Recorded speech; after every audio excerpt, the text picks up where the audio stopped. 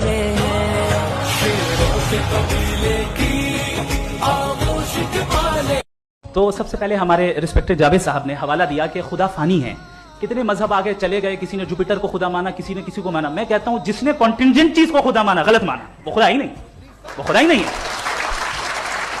हम तो necessary being को साबित करने बैठे हैं, वो नेसेसरी कॉज जो इटरनल है, जो अबदी भी है और अजली भी है, हम किसी और को साबित करने नहीं बैठे। दूसरी चीज उन्होंने कहा कि फेथ एंड बिलीफ, ऐसी डेफिनेशन है फेथ की जो इन्होंने पहली मर्तबा पेश की है, या माफ कीजिएगा इन्होंने पहली मर्तबा पेश नहीं की है, रिचर्ड डॉकिंस ने पहली मर्तबा पेश की है। मुझे मालूम है ये सोर्स कहां से है। एपिस्टेमोलॉजिकली फेथ और बिलीफ का फर्क आप इस तरह नहीं कर सकते सर। फेथ सही भी होता है, गलत भी होता है, बिलीफ सही भी होता है, गलत भी होता है। जो लॉजिक, रीजन और एविडेंस से बैक्ड होगा वो फेथ सही होगा। और आप जिस फेथ की बात कर रहे हैं कि इलॉजिकल है और उसके पीछे नहीं है, तो we are on the same page.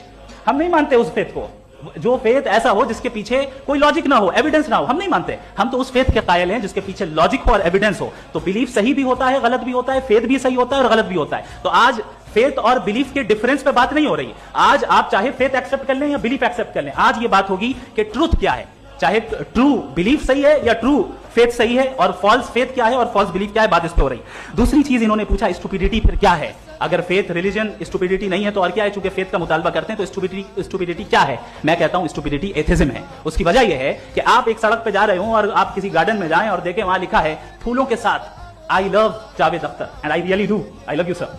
सो जब आप वहां पर पहुंचे तो वहां पहुंचकर अब ये बताएं, क्या आप ये कहेंगे वाह व्हाट अ नेचुरल सिलेक्शन, ये क्या नेचुरल सिलेक्शन है? नहीं, ये प्रिसाइजली डिजाइंड है, इसके पीछे डिजाइनर है।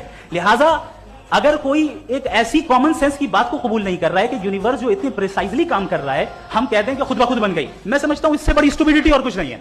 ये इरैशनल चीज है। और अगर हमारे अंदर और इस दुनिया में इविल नहीं होता तो बताइए टेस्ट का मतलब क्या होता? अगर मैं अपने स्टूडेंट को एमसीक्यूज दूं और उसमें सिर्फ राइट आंसर लिख कर दे दूं और कहूं तुम्हारा टेस्ट हो गया, ये मीनिंगलेस है। इस दुनिया में अगर हम टेस्ट के लिए आए हैं तो जाहिर है गुड एंड इविल दोनों मौजूद है। अगर एग्जामिनर गलत ऑप्शन दे रहा है तो एग्जामिनर इविल नहीं हो गया, जो गलत ऑप्शन को सेलेक्ट कर रहा है वो फेल होगा।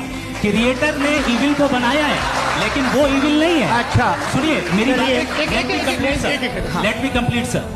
क्रिएटर ने इविल को बनाया है टेस्ट के लिए, वो इविल नहीं है। इविल वो होगा जो उसे इख्तियार करेगा। छुरी को बनाने वाला गलत नहीं होता है, छुरी का गलत इस्तेमाल करने वाला गलत होता है। तो अगर आप बताएं अगर खुदा नहीं है फॉर एग्जांपल, तो आप इविल को कैसे डिसाइड करेंगे? यानी how can you define evil objectively without God?